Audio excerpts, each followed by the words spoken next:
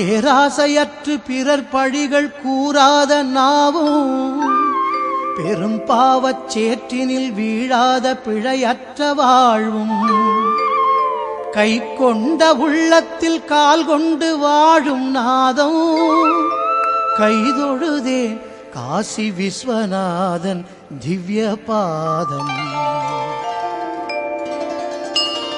சித்தமெல்லாம் சிவனடிக்கே வைத்த திரு அடியார் கூட்டும் உத்தமம் வைராக்கியம் மனச்சாந்தி அவன் அடியே காட்டும்.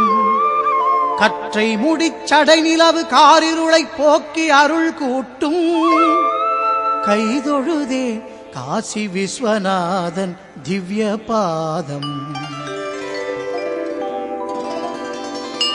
வியாசமுனி விரித்துரைத்த விஸ்வநாதாஷ்டகத்தை நாளும்